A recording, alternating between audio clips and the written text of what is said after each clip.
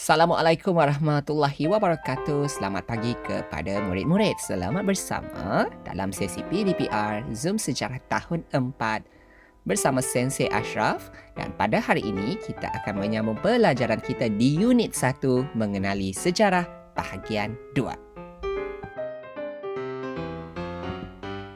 Apa yang kita akan pelajari hari ini? Yang pertama ialah menjelaskan kaedah penyelidikan sejarah, dan kedua, menerangkan kepentingan mengambil iktibar daripada peristiwa lalu. Kita masuk ke subtopik pertama, iaitu kaedah penyelidikan sejarah.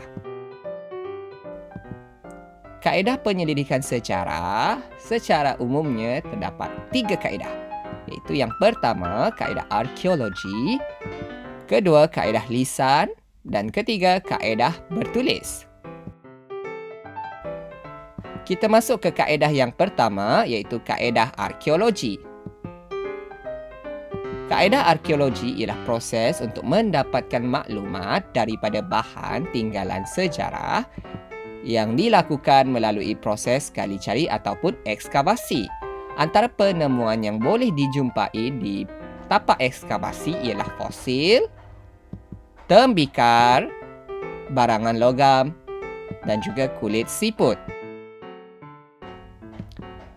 Gambar yang Sensei tunjukkan ini ialah kerja-kerja gali cari di tapak artifak paleolitik di Gua Pelangi dan juga penemuan rangka perak men di Lenggong Perak. Selain boleh dilakukan di daratan, arkeologi juga boleh dilakukan di bawah air atau kita kenali sebagai arkeologi maritim. Arkeologi maritim ialah proses untuk mendapatkan maklumat tinggalan kebudayaan manusia yang terdapat di dasar laut, sungai atau tasik. Contohnya di mana, Sensei? Contohnya kita membuat arkeologi di tapak kapal karam, struktur purba dan juga artifak. Gambar yang Sensei tunjukkan ini ialah proses ekskavasi ataupun proses arkeologi di dasar laut. Kaedah yang kedua ialah kaedah lisan. Kaedah lisan ialah proses untuk mendapatkan maklumat melalui temu bual. Individu yang kita temu bual atau temu ramah dikenali sebagai orang sumber. Kaedah lisan ini kita kenali juga dalam bahasa Inggeris sebagai interview ataupun oral. Siapakah yang layak dijadikan orang sumber? Orang sumber ialah mereka yang terlibat dalam peristiwa sejarah, melihat atau mendengar peristiwa sejarah daripada orang lain.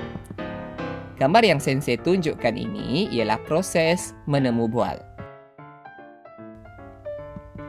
Langkah-langkah untuk melaksanakan kaedah lisan ada 3. Yang pertama, mengenal pasti orang sumber, dan kemudian sediakan soalan berdasarkan tajuk kajian.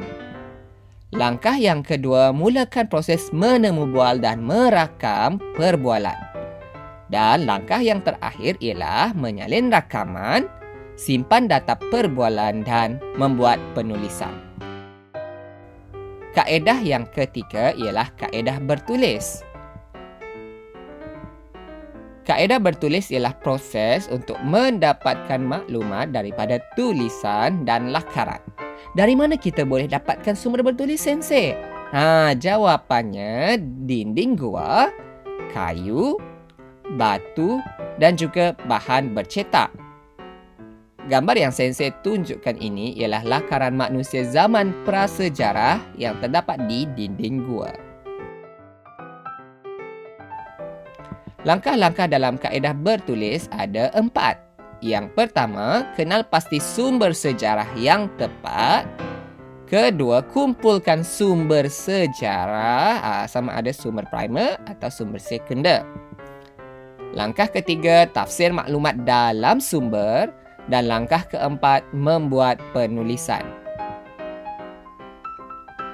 Secara kesimpulannya, pengkaji boleh memilih mana-mana kaedah yang sesuai untuk mengkaji peristiwa sejarah. Kaedah yang terdapat dalam penyelidikan sejarah memberikan ruang untuk pengkaji menghasilkan penulisan sejarah yang berkualiti.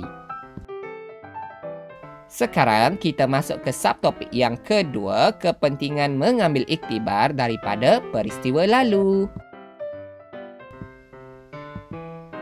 Kepentingan mengambil iktibar daripada peristiwa lalu, Sensei pecahkan kepada 4 dimensi, iaitu diri, dimensi kedua masyarakat, dimensi ketiga negara dan dimensi yang terakhir global atau dunia. Dalam grup Telegram kita, Sensei mahu kamu jelaskan kenapa perlunya kita mengambil pengajaran daripada peristiwa lalu mengikut dimensi-dimensi ini. Sampai berjumpa lagi. Jaga diri, jaga kesihatan. Bye!